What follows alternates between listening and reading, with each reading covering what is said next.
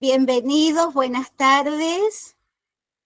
Bueno, es un placer estar en este encuentro nuevamente de la comisión, organizada por la Comisión de Bioética. Yo tengo el gusto y el honor de ser parte de esta comisión un periodo más, conjuntamente aquí con el doctor César Cervini, que es nuestro coordinador de la comisión, y con todos los nuevos integrantes, ¿sí? Acá veo a muchos nuestros compañeros que integramos esta comisión durante muchos años y que vamos rotando, ¿sí? Dentro de este camino que tiene que ver con la bioética.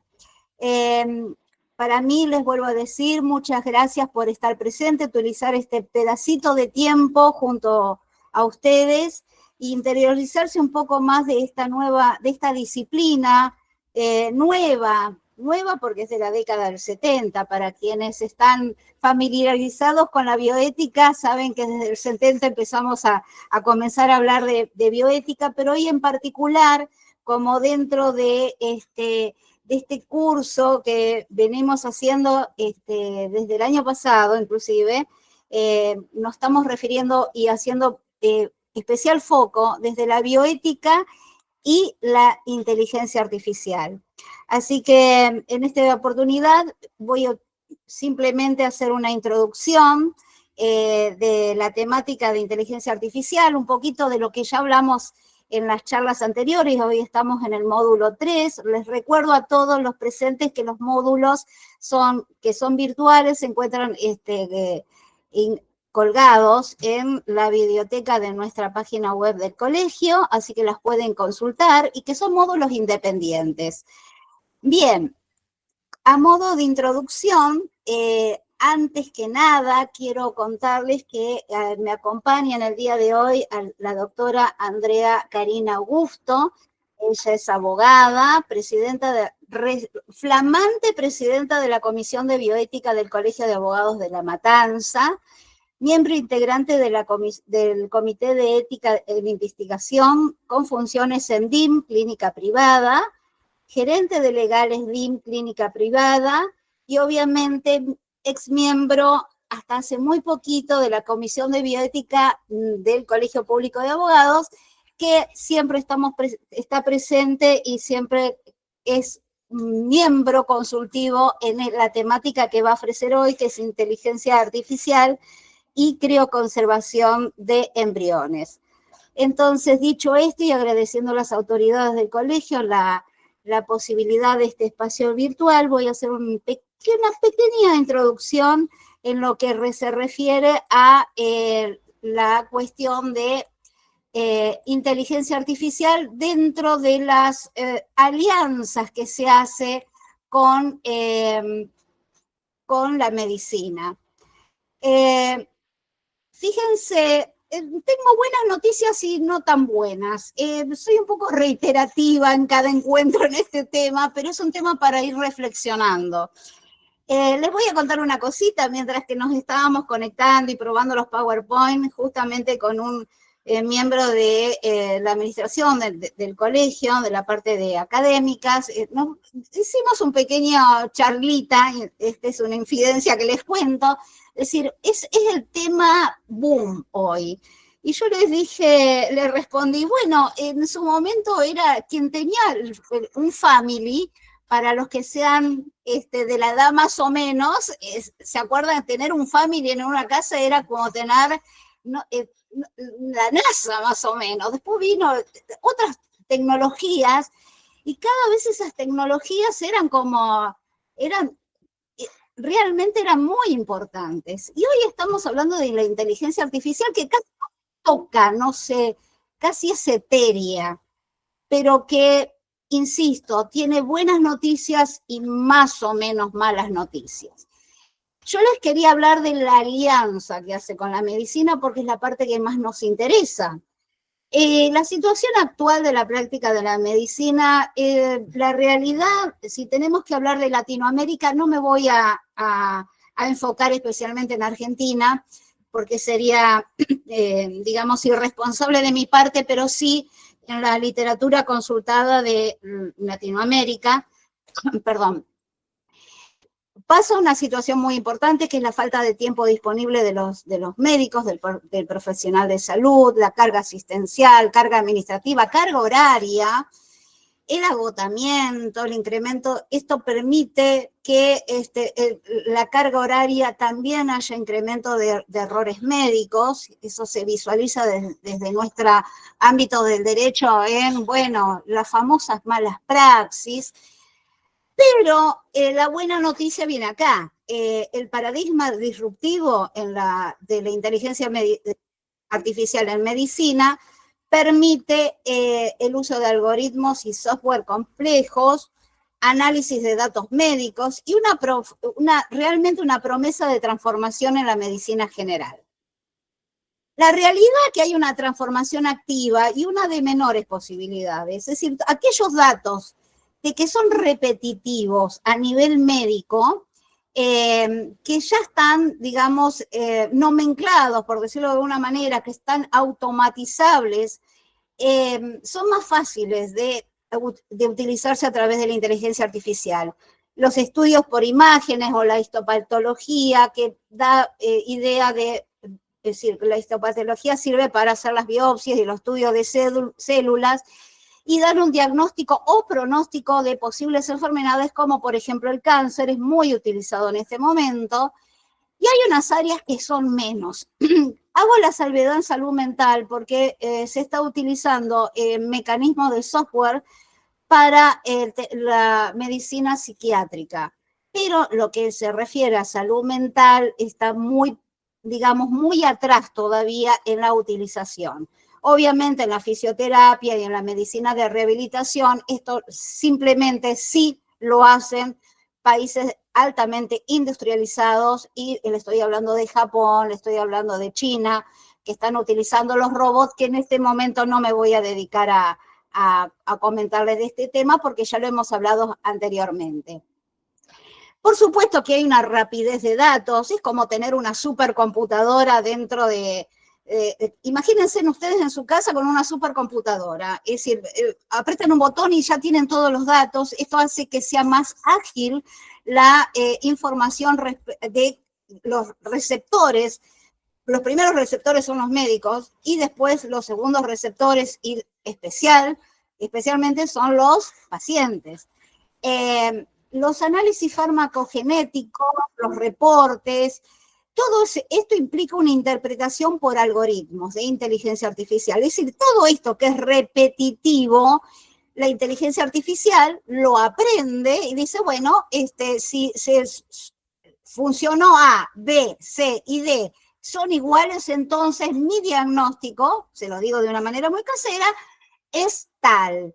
Pero acá vienen unos grandes problemas y que vienen los desafíos, porque desde la bioética tenemos que tener en claro la precisión y confiabilidad respecto a la complejidad de la atención médica. Y acá hay una multiplicidad de variables ambientales, es decir, no es lo mismo los alimentos de un país determinado de lo que otro país tiene como riqueza, digamos, estamos hablando dentro del ámbito de la nutrición, con lo cual una nutrición X en un determinado país da más o menos posibilidades de enfermedades que otro país sí lo tiene. Y esto dificulta, porque medio como que la inteligencia artificial dice, pero si realmente esta enfermedad funciona de esta manera en este país, por lo tanto, tendría que funcionar exactamente igual en los pronósticos y en los diagnósticos para otro país. No es así. ¿Pero por qué? Porque realmente falta entrenamiento de la inteligencia artificial. Tiene que aprender más. Le tenemos que, digamos, es un bebé que le tenemos que ir dando en escala la información. Por lo tanto, la validez y aplicabilidad de las decisiones están limitadas y hay una dificultad. Según el médico donde se encuentre, en qué país, con el uso de determinado software, va a tener que, digamos, genera una dificultad en relación al diagnóstico, o sea, produce una inseguridad. Entonces, está claro que la inteligencia artificial no puede reemplazar el juicio humano en la toma de decisiones. ¿Por qué? Porque esto que le estoy contando se llaman sesgos, que es muy importante tener en cuenta. Y si hablamos de sesgos, tenemos que hablar de ética y privacidad. Es decir, los errores de inteligencia artificial basados en las decisiones probabilísticas requieren regulaciones y reglas claras. Esto ya lo venimos hablando. ¿Por qué? Porque hay que saber quién es el responsable legal en casos de fallas o daños en un determinado diagnóstico. Y acá se pregunta, pero el diagnóstico, ¿de quién es? ¿Del médico o de la inteligencia artificial? Y acá me voy un poquito más atrás. ¿De quién es? ¿Del médico, de la inteligencia artificial o de quien le ofreció los datos, quien digamos, le dio el conocimiento, el quien maneja originalmente esa información? Entonces, en este tema de tres personas, no es correcto desde el derecho hablar de persona, pero estos tres personajes que aparecen frente a la inteligencia artificial hace un problema de ética. Entonces, se requiere la implementación de la inteligencia artificial para garantizar la privacidad, responsabilidad, los derechos de propiedad intelectual. Fíjense, y esto también lo hemos charlado, que los papers antes, inclusive cuando hace un trabajo de investigación o inclusive cuando se está haciendo investigación con determinada molécula, toman paper de reconocidos, digamos, investigadores, y en base a eso se sigue investigando. Pero ahora, si la información se la dio la inteligencia artificial, ¿de dónde tomó? La pregunta es, ¿de dónde lo tomó esa información? ¿Y esa propiedad intelectual dónde quedó? Quedó en el laboratorio que conoció o por lo menos está trabajando en determinada molécula. ¿Cómo se registra? Todo esto hace un signo de pregunta, pero no es tan lejano cuando se empezó a hablar, me voy un poquitito más para atrás, con las reglas de Sion, con, con el Helsinki también, que dio una serie de normativas de cómo manejarse los investigadores en la investigación y en este juego de palabras. Bueno, así va a tener que funcionar la inteligencia artificial. En el ámbito tecnológico hay otro problema, porque la parte tecnológica, que es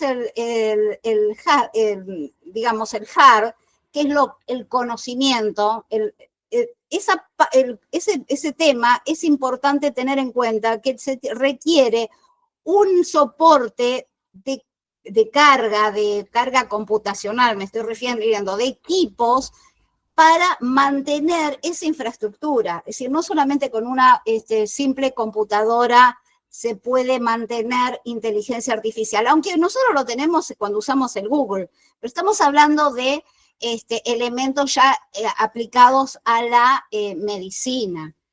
Entonces, requieres, como viene de países desarrollados con equipos de alta tecnología, la utilización de esa misma tecnología a los equipos existentes requieren soluciones personalizadas. Y el problema es que no tenemos, digamos, suficiente mano tecnológica como para adaptar esos dos encuentros de sistemas viejos con sistemas nuevos. Y otro problema también, que es el personal de salud, no está familiarizado todavía con la tecnología digital y digamos algo más, la sociedad en general no está familiarizado. Recién ahora se está hablando del chatbot y de algunas inteligencias artificiales gratis, pero limitadas y con ciertos errores. Entonces, si nos vamos a la parte económica, tenemos con la parte económica, la sostenibilidad y la equidad. Y esta ecuación es, cuando tengo más hardware, yo necesito más técnicas de entrenamiento. Y esto nos da como resultado a esta ecuación redes neuronales más grandes y de precisión. Miren, en la charla anterior, espero que la puedan ver, se las traje, la charla anterior fue el 29 de agosto. Las redes neuronales trabajan de esta manera. No sé si están viendo el cursor, espero que vean por lo menos el dibujito y cómo se mueve. Funciona como nuestro cerebro, es decir, entran en competencia dos redes. Una que genera, que es responsable de la génesis de nuevos datos, y la que discrimina. Fíjense que hay un emoji que sale contento, pasa por una serie de datos o de situaciones, póngale, y sale, puede determinar que salió enojado, es decir, desde contento a enojado, quiere decir que pudo haber tenido en el medio muchos elementos como para que la máquina pueda determinar ese resultado, ese diagnóstico, ¿sí? Mientras tanto, el aprendizaje automático es el que ustedes conocen diariamente cuando tienen que decir, ¿usted es humano? Sí, soy humano, cliqué acá entonces. Yo acá le puse la figurita del gato, la máquina va a interpretar que todo lo que se parece a un gato es gato, ¿sí? Es decir, etiqueta. En el automático se etiqueta todo lo parecido o más o menos parecido, puede ser un gato, un perro, un semáforo, lo que fuera. En redes neuronales no. Toma conocimiento de la génesis, del origen del dato que le estoy poniendo, sumo un montón de información y sale un nuevo resultado o diagnóstico. Por último, me voy a referir a esta cuestión de la precisión depende de los recursos. Entonces, la mala noticia que yo les decía al principio, costo alto, ¿por qué es costo alto? Porque necesito un entrenamiento y un desarrollo de modelos, de software. ¿Y por qué? Porque necesito financieramente tener dinero para tener el hardware, para tener electricidad y para tener tiempo para, digamos, armar todo ese equipo para que funcione. Y otro problema grandísimo que tiene el sistema de inteligencia artificial cada vez más sofisticado es el tema ambiental. Sepan que cuando hablamos de nube, no es la nube que vemos en el cielo, no es etérea, parece que no fuera tangible. Yo les puedo decir que es tangible, pero enormemente. Son grandes empresas donde tienen grandes equipos, grandes maquinarias con uso de gran cantidad de energía eléctrica.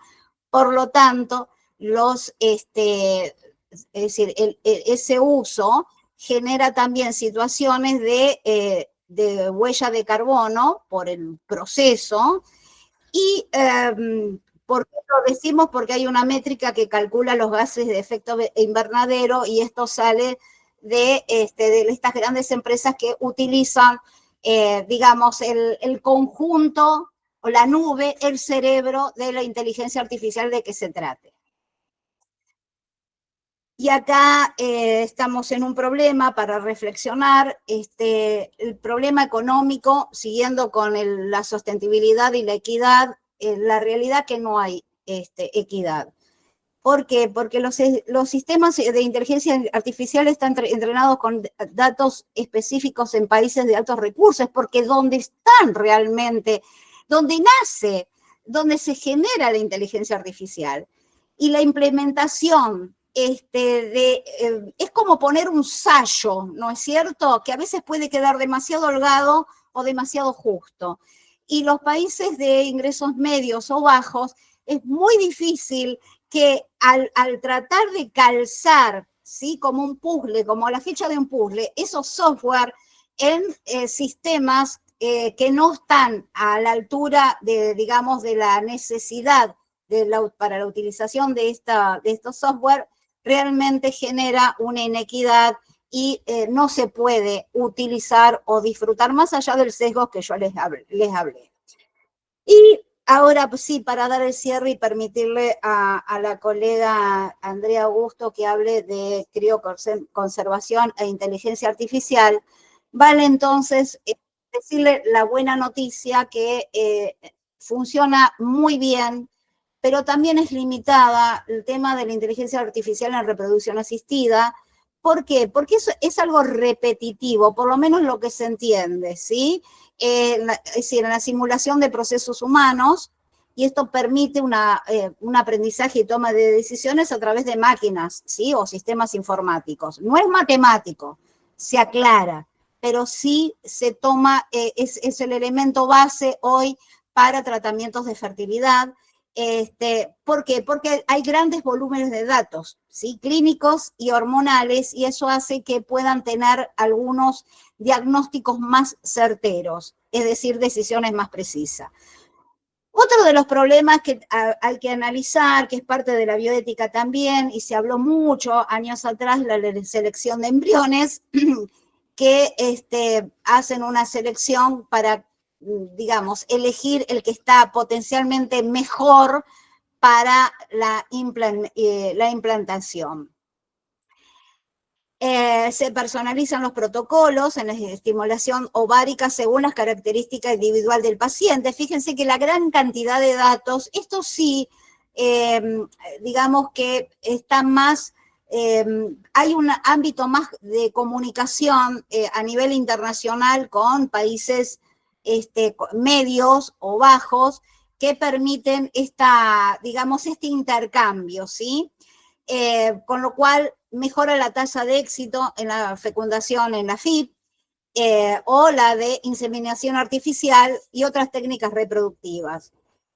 Con lo cual la mujer no sufre tanto o tarda tanto tiempo para poder, digamos, entrar en una situación de embarazo. Y el diagnóstico de fertilidad que se da con más precisión en hombres y mujeres. Dicho esto, recuerdo alguna vez cuando tenía filosofía que Heráclito de Éfeso dijo: el cambio es la única constante, y es cierto. La realidad es que tenemos que repensar y seguir trabajando el tema de, fundamentalmente, el tema de inteligencia artificial y estas nuevas técnicas que como se decía recién, están muy de moda, pero el hecho de estar de moda requiere mayor conocimiento de nosotros que somos abogados y de todas las especialidades, porque es algo que nos entusiasma, pero a veces somos no inconscientes, somos inocentes de cómo realmente cuando uno pide una respuesta sea verdadera, sea cierta, es decir, necesitamos confiar más. Muchas gracias a todos. Ahora sí le doy la palabra a Andrea Augusto. Andrea, seguís vos en el panel. Les agradezco a todos este pedacito de tiempo. Gracias. Bueno, bienvenidos a todos entonces. Voy a empezar con la presentación sobre embriones criocongelados.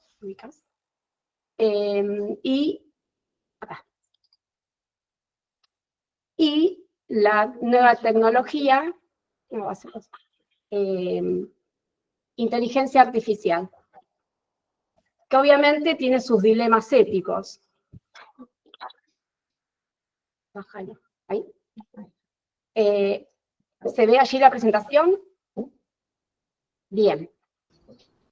Sí, Andrea, se ve perfecto. Perfecto, bien. Bueno, antes que nada, para adentrarnos en el tema o en el mundo de la reproducción asistida, voy a hacer una breve introducción sobre el tema médico-legal y bioético de la fertilización asistida.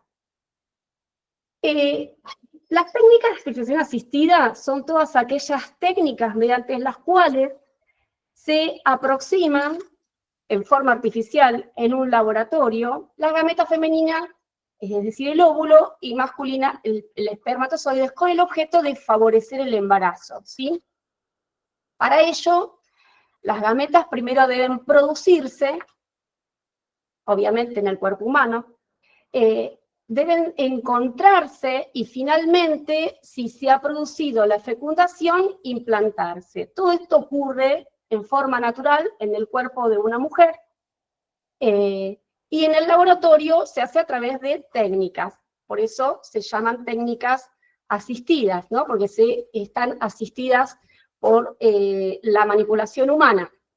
Tenemos que hablar de diferentes etapas del desarrollo embrionario, ¿sí? Tenemos fases iniciales de la reproducción. Los óvulos y espermatozoides se manipulan, como dijimos en un laboratorio, para facilitar esta fecundación, la unión de ambas gametas. Obviamente, una vez lograda, el desarrollo embrionario se monitorea a través de diferentes etapas que son claves en el desarrollo del embrión. Hablamos de 4 etapas. El primer día hablamos de un cigoto que tras la extracción de los óvulos comienza la fecundación in vitro donde se unen los gametos. Esta primera etapa comienza con una sola célula denominada cigoto, que contiene 2 pronúcleos que son portadores del material genético, del ADN, del óvulo y el espermatozoide. Fíjense que remarco material genético porque el embrión es portador del material genético del óvulo y el espermatozoide. Luego tenemos el cigoto en el día 1, yo les muestro cómo sería, ¿sí? Ahí tenemos el cigoto con los 2 óvulos que obviamente se forman después de la fecundación. El embrión en el segundo y tercer día comienza una división celular. Ustedes saben que estamos hablando de 2 células, ¿no? Que se unen y luego se dividen en 4 y después se dividen en 8 y así sucesivamente hasta el tercer día, hasta que los llamamos embriones, ¿no? Bueno, luego en el cuarto día, médicamente se le llama mórula, es decir, después de varias divisiones, esa célula se convierte en una mórula, que es una masa compacta de células ya, ¿sí? Que resulta de esta división del cigoto. Esta etapa ocurre en el tercer día o cuarto día aproximadamente después de la fecundación. Y tenemos en el quinto día que la mórula se transforma en un blastocito después de la fecundación, que obviamente es una estructura celular más compleja, con una cavidad interna, una diferenciación celular inicial que indica que las células esas formarán luego el feto y la formación de la placenta, ¿sí? Este blastocito se desplaza por la trompa de Falopio hacia el útero, donde se implantará para dar inicio al embarazo. Bueno, estas son las 4 etapas que recién les hablábamos, así quedaría el blastocisto, perdón. Me estoy yendo para atrás, disculpen, ahí está. Bueno, y acá una breve síntesis de cómo sería el desarrollo humano. Decimos preimplantacional porque todavía no se implantó en el cuerpo de una mujer, ¿sí? Bien, bueno, este es un videíto que muestra, o lo que quiero mostrar es el movimiento de estas células. Esto es como una incubadora donde se colocan los embriones y se van monitoreando. No voy a dejarlo más tiempo, simplemente como para que uno tenga idea de cómo sucede lo que no podemos ver, ¿no? Porque ocurre dentro de este blastocisto, pero fíjense en así como las células se van moviendo, que son lo que después van a formar el feto. No puedo pasar. Ahí estamos. Bien. ¿Qué dice la Organización Mundial de la Salud sobre la infertilidad? En el 2023 publicó un documento en el que se reconoce la infertilidad como una enfermedad y que en algún momento de su vida afectará a las personas adultas cerca del 17,5%. Es decir, afectará alrededor de 1 persona cada 6. Y enfatizan el concepto de que la infertilidad es una enfermedad y la sitúan en el contexto de los derechos humanos, ¿sí? A los que tienen acceso las personas, así como las parejas heterosexuales y del mismo sexo. Cuando hablábamos de las etapas del desarrollo embrionario, también la Organización Mundial reconoce las barreras que hay y la inequidad en el acceso a los tratamientos, porque no cualquiera puede acceder. Bueno, en nuestro país tenemos una normativa, en otros países también. La intención es reafirmar la importancia de hacer posible que todas las leyes y las políticas públicas de los países aseguren el acceso universal a la prevención y al tratamiento de la infertilidad. Si vamos muy atrás, en 1978 se produce la primera fertilización in vitro, que se le decía en ese momento, ahora hablamos de fertilización asistida, pero es prácticamente lo mismo. El primer nacimiento fue una señora que hoy ya tiene varios años, es Louise Brown, y desde ese momento la ciencia atravesó un hito importante para crioconservar embriones, óvulos o tejido ovárico y tejido testicular. También va apareciendo después, con el paso de los años, la aparición de una inyección de un solo espermatozoide a cada óvulo, que fue la solución de muchos casos en que el embarazo no se podía lograr sino porque presentaba alguna alteración el espermatozoide. Entonces aparece esta inyección que logra que esto se resuelva. Bueno, entonces en el contexto de la reproducción asistida, para asegurar el desarrollo saludable del embrión y aumentar las posibilidades de éxito de lograr un embarazo, se incluyen diferentes exámenes, se hace una calidad embrionaria, ¿sí?, que se hace mediante una microscopía, lo hace un embriólogo.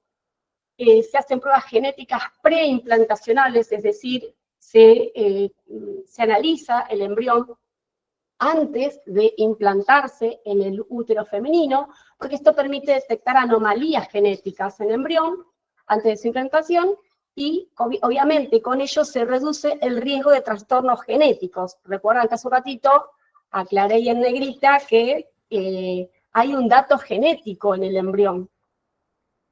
Bueno, y otro de ellos es el monitoreo de desarrollo embrionario. TeamLabs es una empresa, yo les mostré hace un ratito un videito donde estaban estas incubadoras de embriones, donde se va monitoreando cómo se va dividiendo ese cigoto, porque de esa forma se hace un análisis mucho más importante con inteligencia artificial, y se hace una selección luego de esos embriones para lograr la implantación y luego el embarazo.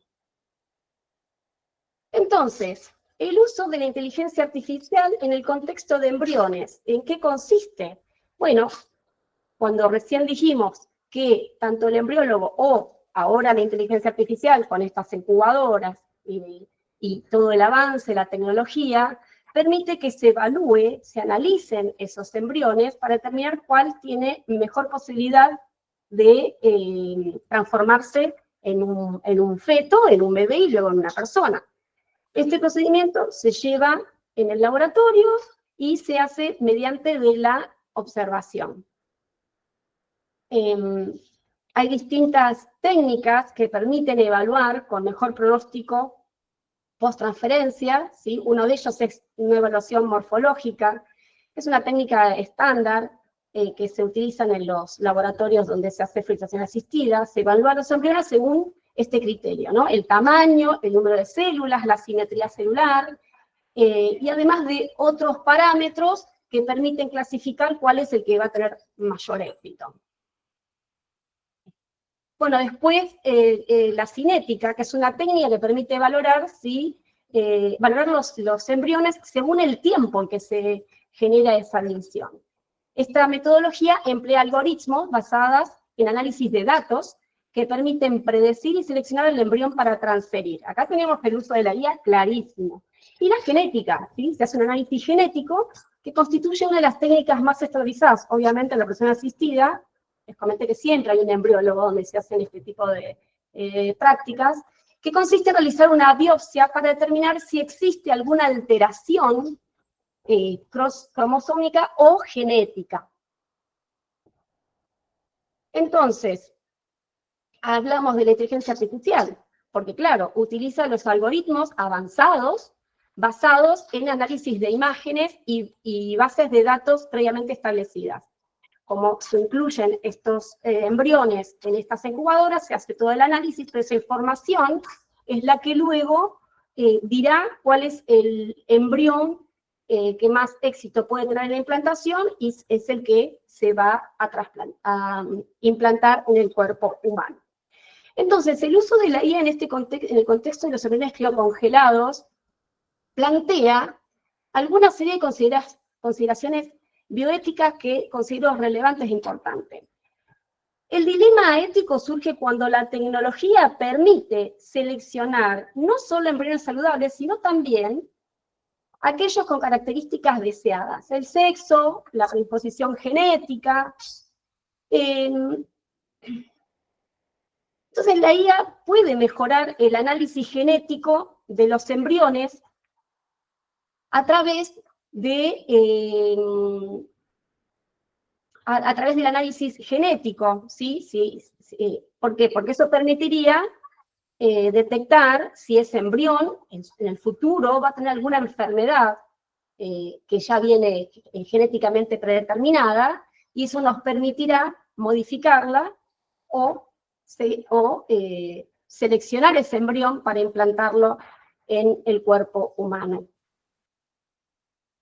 Obviamente, para entrenar a los algoritmos de la IA se requieren grandes volúmenes de datos genéticos y de salud, y esto plantea otro tema, que es la privacidad, la confidencialidad de los datos y el uso indebido de la información genética de los embriones y de los futuros niños. Ustedes saben que los embriones están criocongelados porque en la técnica de fertilización asistida son óvulos sobrantes y se guardan, se criocongelan, y de allí la preocupación de qué se puede hacer con esos embriones, ¿sí?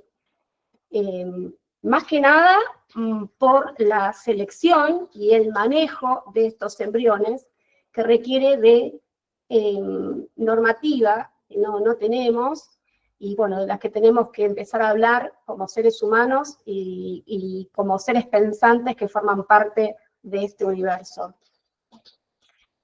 Entonces, dijimos que el acceso a la IA en la fertilización asistida puede estar disponible para aquellos que tienen los medios económicos.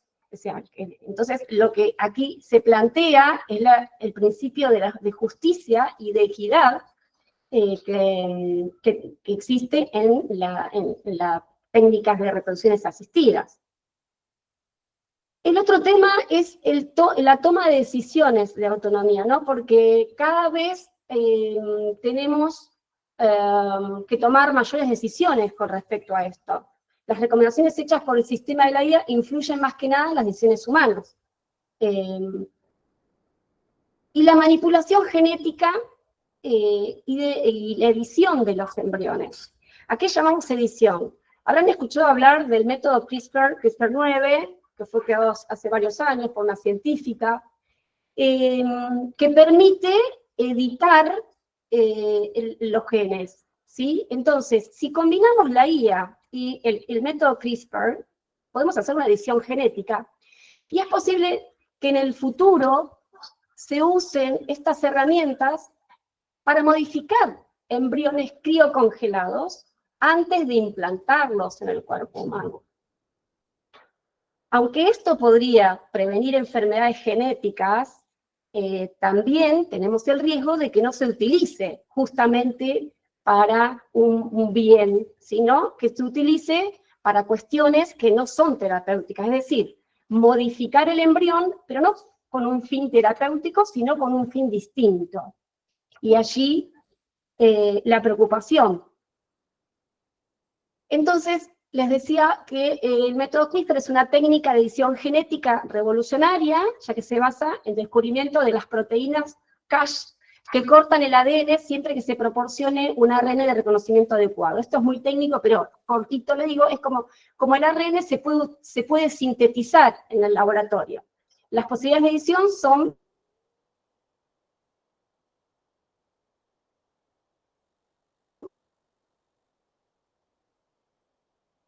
secuenciales. Como para que uno pueda verlo, esto es como si tuviésemos una cadena de las que usamos de decoración las mujeres y los hombres, y es como si sacáramos un eslabón que supongan que tiene alguna cuestión genética, algún cromosoma que no está bien, entonces lo cortamos y ponemos otro. Entonces, ahí hablamos de una edición, sacamos ese eslabón y ponemos otro. Esto es como para que uno pueda visualizar qué significa el método CRISPR, y que para nosotros es, obviamente, una edición genética. Entonces, el genoma humano es la secuencia del ADN, que contiene toda la información para el funcionamiento de los tejidos y los órganos de nuestro organismo. Los científicos han demostrado que al desactivar este gen de manera específica y eficaz, el desarrollo del embrión, que en el quinto día de evolución se ve afectado. Por el contrario, la presencia de este gen asegura su desarrollo. Este riguroso estudio concluye que la edición del genoma mediante el método CRISPR-Cas9 es un poderoso método para investigar la función de los genes en el desarrollo humano. Bueno, esto es un adelanto biotecnológico desde el 2015, y obviamente en el mundo hubo un debate, y todavía sigue con un debate en torno a este método, que se publicó en varias revistas. Un grupo de científicos chinos también hablaron sobre los primeros resultados de aplicar este método en embriones humanos no viables. Fíjense que decimos embriones humanos no viables. Así que es una herramienta destinada a la edición. Yo edito los genes, ¿sí? Entonces, busco ese gen para editar, o que está dañado, porque tiene algún problema. Por eso les hablaba yo recién de que podemos utilizar el método CRISPR si tenemos buenas intenciones y solamente queremos sacar aquello que está mal y lo queremos reparar, y colocamos un eslabón que realmente permita el desarrollo del embrión. Entonces se trata de un método rápido y de gran precisión que edita, o sea, altera la secuencia del ADN. Bien. Uno de los temas que ha resurgido se traduce rápidamente en los beneficios clínicos para los pacientes afectados por enfermedades genéticas, ¿sí? Entonces, las tecnologías de edición genómica podrían lograr grandes avances en el desarrollo de muchas enfermedades, como la HIV/SIDA, la hemofilia, anemia de células, muchos tipos de cáncer. La edición genética podría lograr el resultado deseado y desactivar una enfermedad que está preexistente en ese gen, pero desencadenar por accidente cambios no deseados. De allí la preocupación o el miedo que puede generar este tipo de cosas. Entonces, me pregunto, el uso, ¿podría crear un Estado humanos con supersoldados para preservarse en el poder? Si yo utilizo estos dos métodos y genero embriones superdotados, digamos, o con características que no tenía, pero al editar toda su data genética podría hacerlo. Entonces, la ingeniería genética en humanos podría derrotar una enfermedad. Podríamos generar niños sin enfermedades, podríamos conquistar nuestra biología, aumentar la esperanza de vida, y también podríamos generar supersoldados. Entonces acá tenemos que hablar de las cuestiones éticas que genera esta aplicación del método CRISPR en la línea germinal, ¿no? De la etapa preimplantacional o la etapa de embriones. Hay que hacer una reflexión del tema ético, una reflexión social. Los estados tienen la obligación de hacer una reflexión sobre estas cuestiones y, obviamente, emitir normas al respecto, y, obviamente, la salud pública, ¿no? Son todas estas cuestiones que habría que plantearlas en beneficio común, ¿no? En beneficio de todos. Ahora, ¿deberían los resultados científico-tecnológicos, es decir, con la aplicación del método CRISPR, en este caso, ¿no?, ser parte del bien común de la sociedad que los creó? ¿O de quién financió su desarrollo o la aplicación? ¿Qué alcance tiene la noción de este aprovechamiento compartido de los beneficios? Son muchas preguntas, ¿no? La guía y la comprensión del proceso, del consentimiento informado, del uso de la guía en la selección y la manipulación de los embriones. Puede ser complicado para que muchas personas lo comprendan. Si para nosotros como abogados, fíjense que yo tuve que hacer una pequeña presentación didáctica como para que podamos entenderlo nosotros como abogados, porque esto es información muy médica, muy técnica, y esto obviamente nos plantea desafíos en el torno del consentimiento informado. En resumen, la IA tiene un potencial de revolucionar la fertilización asistida como la veníamos conociendo hasta ahora, y de la selección de los embriones. Pero también plantea desafíos bioéticos significativos. Ahora, ¿por qué decimos la IA? Bueno, porque antes, obviamente, había una selección de embriones. Cuando se hace en las técnicas de fertilización asistida, el embriólogo analiza, generalmente se producen 5 embriones, de esos 5 embriones analiza cuál es el que puede tener mayor éxito para lograr el embarazo, y el resto, o sea, los embriones sobrantes se criocongelan y quedan a disposición de los titulares. Bueno, entonces, el equilibrio entre los beneficios médicos y las implicancias éticas de la tecnología es esencial. ¿Para qué? Para guiar o para el desarrollo de estas aplicaciones en el futuro. Cuando hablamos del embrión, acá viene el tema del estatus. ¿Qué es el embrión criocongelado? Bueno, y ahí vienen varios interrogantes. Científicamente, obviamente, está probado que es vida humana, hay células, ¿sí? Es vida. Comienza desde el momento en que el óvulo es fecundado por el espermatozoide, nace un ser genéticamente nuevo, distinto al padre y a la madre, con información genética de ambos. Y acá hablamos del estatus que le damos a ese embrión. Como antecedentes, ustedes seguramente habrán escuchado mucho de el fallo de la Corte Interamericana de Derechos, en el caso Artavia Murillo. Así lo puse así cortito, en el año 95 Costa Rica regula por decreto la práctica de fertilización asistida, restringe el acceso a parejas con material genético propio, ¿sí? Y prohíbe la crioconservación de gametos y embriones. En el año 2000 se declara la inconstitucionalidad de esto porque considera que la fertilización asistida trae como consecuencia una elevada pérdida de embriones de manera consciente y voluntaria, incompatible con el derecho a la vida de tales embriones. Generalmente, cuando se hacen estas técnicas, son 5 embriones que genera, de ahí uno es el que se transfiere, el resto se guarda, se criocongela. Y se prohíbe entonces en ese país la fertilización asistida.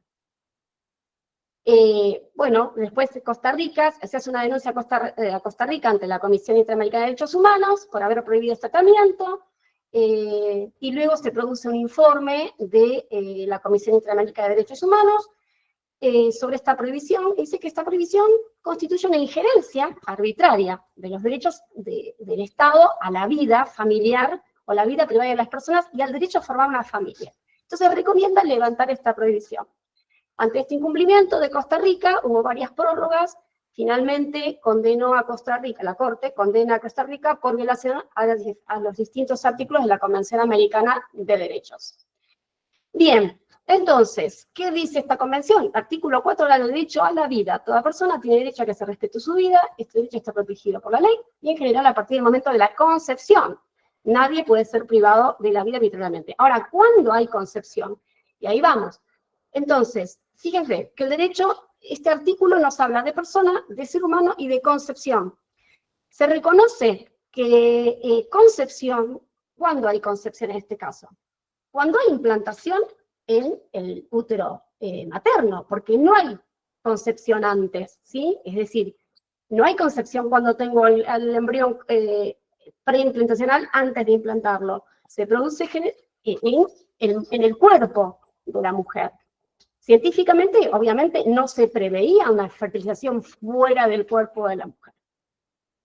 Bueno, entonces se diferencian dos momentos que son complementarios y también son esenciales. en el desarrollo del embrión. Es decir, la fecundación, que es la unión de los dos gametos, y la implantación, que es tomar ese embrión e implantarlo en el útero femenino. Y con esto se cierra el ciclo que permite afirmar que hay concepción. Entonces, concepción es sinónimo de implantación. ¿Sí? No puede ser comprendido como un momento o un proceso excluyente del cuerpo del ser humano. Porque el embrión no tiene posibilidades de supervivencia si la implantación no se produce. Bien, entonces concluye que solo es posible si se ha producido o no un embarazo una vez que se haya implantado el óvulo fecundado en el útero. Bueno, esto, cuando una mujer está embarazada, si usted se va a hacer un análisis de laboratorio, se hace un análisis de esta hormona y se detecta la hormona gonadotropina coriónica, y con esa hormona se detecta si hay embarazo o no hay embarazo. Entonces, para que nos quede claro, el término concepción alude a la implantación del embrión. Entonces, reconoce la Corte que no existen muchos países con regulaciones específicas sobre fertilización asistida, y ante la ausencia dice que los estados permiten que cada estado permite que la fertilización asistida se practique dentro de sus territorios. Ninguno considera que se merece una protección al embrión, ni que esa protección deba ser tan grande que no permita las técnicas de reproducción asistida. Bueno, entonces, si esto lo interpretamos de manera dinámica, el descarte ocurre tanto en embarazos naturales, también como en los que se hacen la fertilización asistida. Y entienden que sería desproporcionado pretender proteger absolutamente al embrión respecto a un riesgo que resulta común e inherente en el proceso natural de las personas cuando no interviene la ciencia. Bueno, en la Argentina tenemos la ley... Perdón, doctora, le quedan 5 minutitos. Bien. Bueno, cortito, en la Argentina ustedes ya saben, seguramente habrán leído la ley 26.862, que habla de cobertura médica. La cobertura médica nosotros tenemos en nuestro país es más que nada el derecho que tienen las personas a lograr este procedimiento, está incluido dentro del PMO, se establece un consentimiento informado que establece diferentes cuestiones. Este consentimiento informado, el modelo está en la misma ley, es decir, que todos los centros de fertilización asistida utilizan ese documento para aquellas personas que quieren tener, quieren tener un hijo, un embarazo, y no pueden tenerlo de modo natural y recurren a estos procedimientos. Bueno, ya hablamos de los embriones, tengo mucho más, porque la verdad que este tema da para muchas cuestiones, pero más que nada tenemos interrogantes jurídicos, filosóficos, éticos, biológicos, sociales, morales y hasta religiosos. Bueno, hay diferentes cuestiones, lo que plantea cada uno, lo que plantea la Iglesia. Entonces, el debate o las preguntas a resolver. ¿No corremos riesgos de legitimar e incluso promover una nueva forma de cosificación y manipulación del embrión? Porque el embrión no es una cosa, no está dentro del comercio. ¿Es una propiedad? ¿Es una vida? ¿Cuál es el estatus moral que le damos a ese embrión? Por este motivo, surge la dificultad de las clínicas frente al abandono de los embriones, qué hacer con ellos, ¿no? Y en algunos casos terminan hasta en la justicia. Bien, y como dijo la doctora que habló de Heráclito de Éfeso, Heráclito, ella mencionó una frase, y este filósofo se refirió a los ríos para ejemplificar su doctrina del cambio, el cambio que todo ser humano, todos hablamos del cambio en distintos ámbitos de nuestra vida. Y dice que ningún hombre puede cruzar el río 2 veces, porque ni el hombre ni el río, o sea, ni el agua, serán los mismos. Bueno, gracias. Gracias, doctora. Que tengo una preguntita para usted. Aquí el doctor Biosas pregunta, ¿no hay viabilidad del embrión de llegar a desarrollar un ser humano? El ser vivo existe. La inteligencia artificial, al implantarse en el útero, tiene dicha viabilidad. hasta que lo conoce la técnica. Es lo que entiendo. ¿Es así? Sí. Doctor, no sé si tiene abierto el audio, pero espero haber leído correctamente y interpretado lo que usted estaba planteando. Andrea. Sí, como decimos, el embrión tiene que ser implantado para que se forme el feto y luego nazca un bebé. Ahora, nos cabe también preguntarnos, porque la tecnología va avanzando y las legislaciones siempre van quedando atrás, y más los países no desarrollados, la pregunta es, si en breve aparece un útero artificial y permite implantar un embrión en ese útero artificial y nace una persona, se forma un feto y nace un ser humano. Entonces ahí nos tenemos que plantear, ¿es una persona o no es persona? Porque según la legislación, si no hay implantación en el seno materno, en el útero materno, no tendríamos persona. Entonces, por eso hay distintas cuestiones que el avance de la tecnología nos va replanteando como seres humanos, que obviamente todo esto tiene que ser legislado. Es lógico que también el tema de los embriones criocongelados no es un tema de importancia nacional en muchos países, pero como seres humanos sí creo que vamos a reflexionar sobre la vida y los derechos que tenemos nosotros como seres humanos para protegerlos o no, porque en todo caso estamos hablando de vida, ¿sí? Hay otra pregunta también que hace el doctor Esteban Frontera. Dice, ¿cómo juega la propiedad intelectual patente en lo concreto? Estimo que cuando yo me refería a propiedad intelectual de los papers o de todas las investigaciones que se hacen, ahí espero que le pueda responder lo más acercado a la pretensión suya de tratar de entender este tema. Están los investigadores que patentan o valga el juego de palabras, su invención, pero para patentar se hace todo un trabajo de investigación, esa investigación es revisada, y si lo va a hacer una publicación, está el corrector también que analiza que no haya habido plagios de la investigación y de lo que ha escrito también. En la inteligencia artificial es un resumen, es como, si me permiten, esto delata mi edad, es un gran libro capeluz. Dice todo, pero lo importante acá, que cuando yo puedo decir, San Martín cruzó los Andes, si yo doy esa respuesta, imagínense que sea una inteligencia artificial y no una persona, me tapo la pantalla. La pregunta es, ¿cómo supo, por lo menos, la inteligencia artificial que San Martín cruzó los Andes? ¿De dónde lo estudió?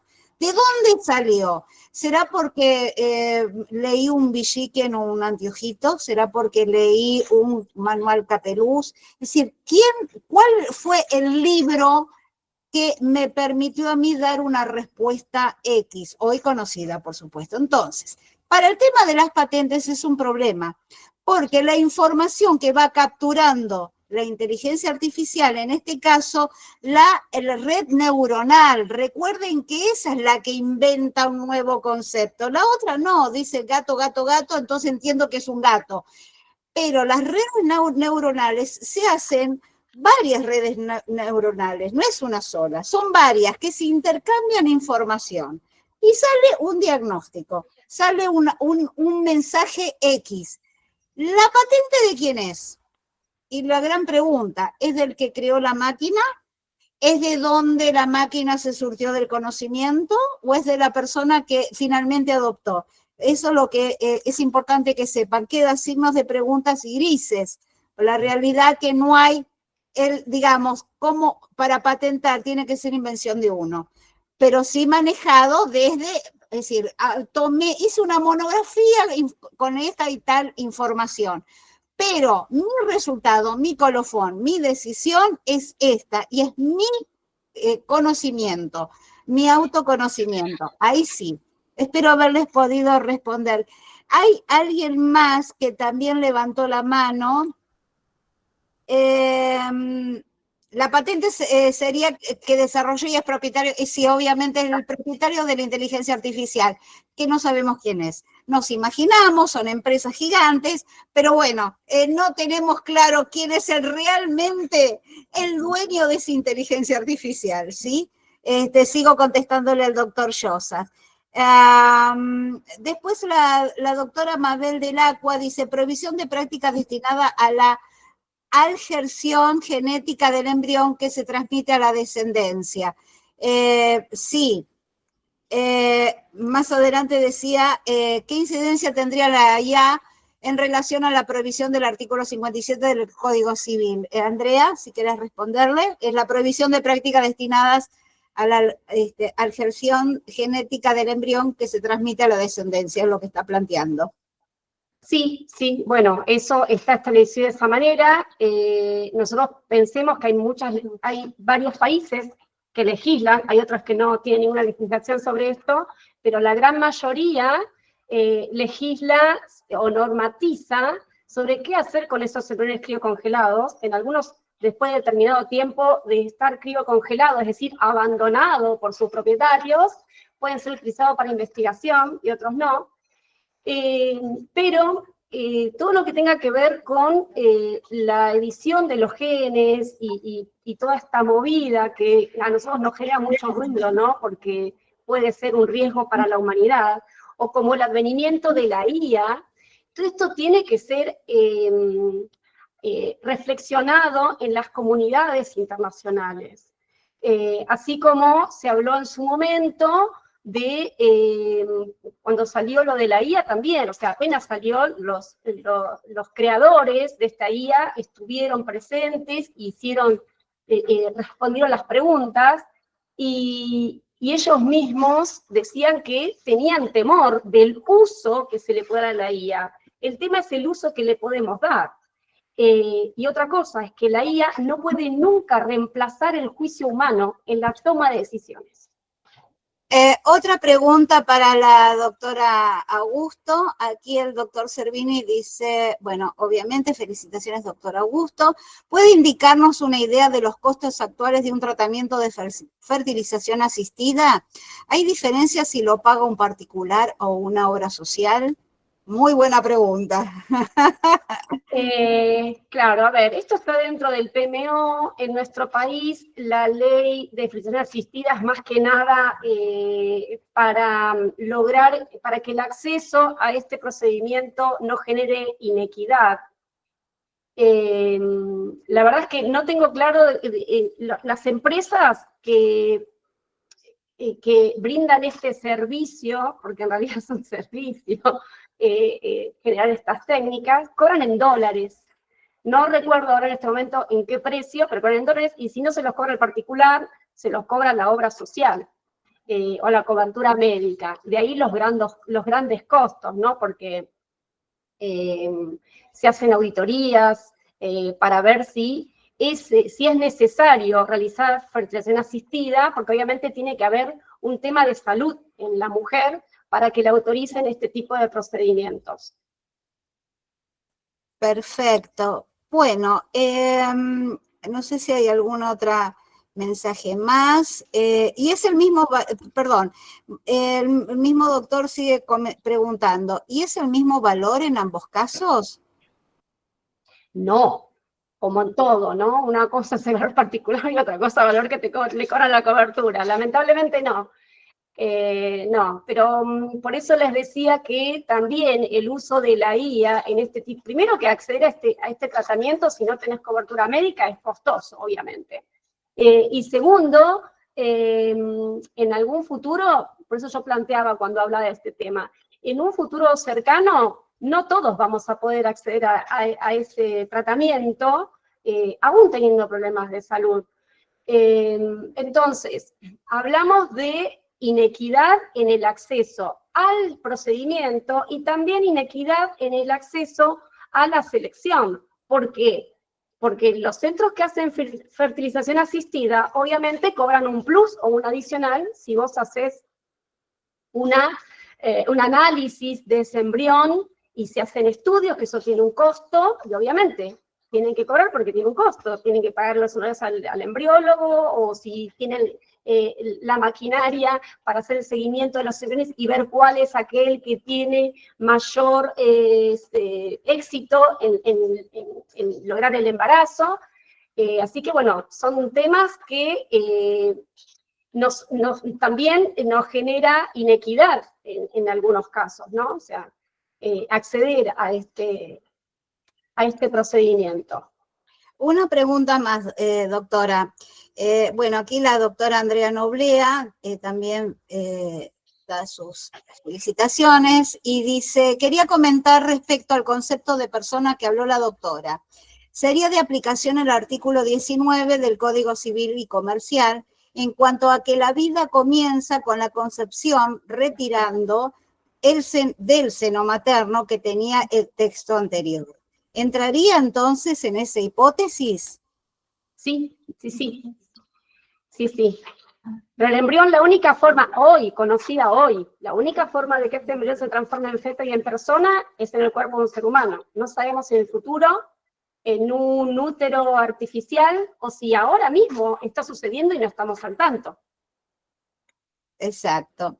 Bueno, estoy revisando, discúlpeme, tiene la letra tan chiquita que me cuesta todavía, no tengo la sofisticación en los anteojos, por eso discúlpeme si leo mal, pero estaba revisando el chat por si quedó alguna colega con alguna consulta. Bueno, hasta el momento no. Así que yo les tengo que agradecer aquí en nombre de la comisión su tiempo, su interés, y fundamentalmente a la doctora Angusto, que siempre está dispuesta para hacer la exposición sobre estos temas en particular. Gracias a ustedes. No, gracias a ti y bueno, a cada uno y obviamente siempre al colegio que nos permite el espacio para estos encuentros y seguir pensando, lo importante es seguir pensando.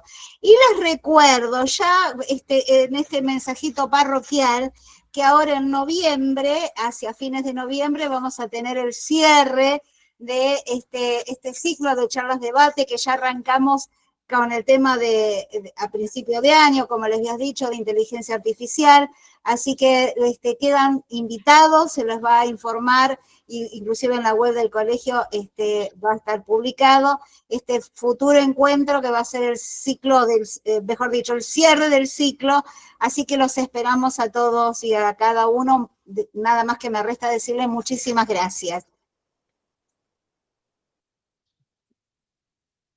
Hasta luego. Bien, hasta luego. Aquí tomo nota, doctor Llosas, recién lo vi, así que tomo nota para el contacto, ¿cómo no? Muchísimas gracias. Bueno, no sé si hay alguna otra pregunta, también quedan unos segunditos. Si hay otra pregunta, este es el momento. Bueno, muchísimas gracias, doctor Servini, como siempre, muchas gracias a usted. Así que tengan una muy buena tarde y muchas gracias. Y doctor Lozas, ya le paso el informe, ¿sí? Gracias. Gracias a todos, hasta luego. Gracias, muy buenas tardes, gracias.